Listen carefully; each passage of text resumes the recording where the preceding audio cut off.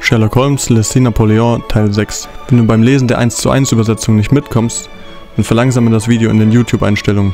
Falls du Teil 1 bis 5 noch nicht gesehen hast, dann fange bei Teil 1 an und arbeite dich langsam hoch, damit du den Kontext des Hörbuchs besser verstehen kannst. Und viel Spaß.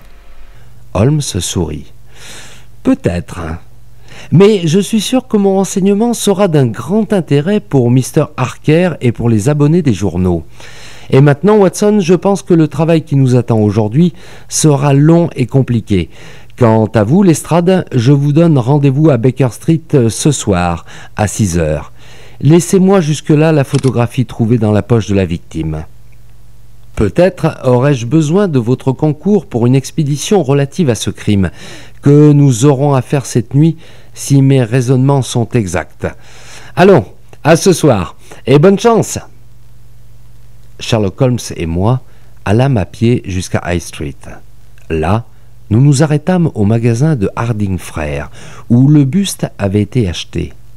Un jeune employé nous fit connaître que Mr. Harding n'était pas là, ne reviendrait que dans le courant de l'après-midi, et que lui-même, nouvellement arrivé dans la maison, ne pouvait nous donner aucun renseignement. Je lus le désappointement sur la figure de Holmes. « Enfin, me dit-il, nous ne pouvons pas attendre à voir tout s'arranger comme nous le désirons, Watson. Il faudra donc revenir cet après-midi, puisque Mr. Harding est absent jusque-là. Je recherche, comme vous avez pu le deviner, l'origine exacte de ces bustes, afin de m'assurer s'il n'y a pas là un détail particulier expliquant leurs aventures. Allons chez Mr. Maurice Hudson à Kennington Roads, et nous verrons s'il peut nous éclairer sur ce point. » Après 1 heure de voiture, nous arrivâmes chez le marchand d'objets d'art. C'était un homme de petite taille, assez gros, au visage rubicond et aux manières vives. « Oui, monsieur, dit-il, sur mon comptoir. Pourquoi nous font-on payer des impôts puisqu'on laisse entrer le premier coquin venu chez nous pour briser nos marchandises? C'est moi qui ai vendu au docteur Barnicoat les 2 statues. C'est honteux. Cela ne peut être que quelque complot. Seul un anarchiste a pu briser ces statues. Voilà ce que font les républicains rouges. Vous m'avez demandé où je me les ai su procurer. Je ne vois pas en quoi cette question se rapporte au crime. Cependant, si vous voulez le savoir, je les ai achetés chez Gelder et compagnie, Charles Street, Spenini.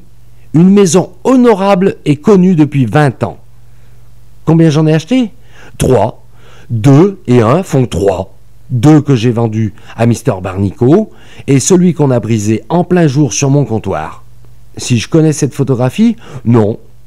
Je ne connais pas celui qu'elle représente. Attendez, si pourtant.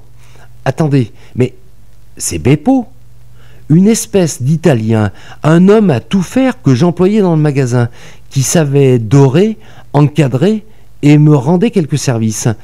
Cet individu m'a quitté la semaine dernière et je n'en ai pas entendu parler depuis. Je ne sais ni d'où il venait, ni d'où il allait. Je n'ai rien eu à lui reprocher pendant tout le temps qu'il est resté à mon service. Il est parti 2 jours avant l'incident arrivé à mon buste. C'est tout ce que nous pouvions raisonnablement attendre de Moïse Hudson, dit Holmes quand nous fûmes sortis du magasin. Nous avons trouvé que Beppo avait été employé à Kennington. Peut-être l'a-t-il été aussi à Kennington. Cela seul vaut bien notre course. Maintenant, il faut aller chez Gelder & Company, à Stepney, d'où viennent les statues. Je serais bien surpris si je n'y recueillais pas un renseignement précieux. Nous traversâmes rapidement le Londres élégant, puis le Londres des hôtels, le quartier des théâtres, des auteurs et des commerçants, et enfin, nous atteignîmes les quartiers maritimes qui forment au bord du fleuve comme une ville cosmopolite où vivent des centaines de milliers d'âmes. Dans une large rue habitée jadis par les marchands les plus riches de la capitale, nous découvrîmes l'établissement que nous cherchions.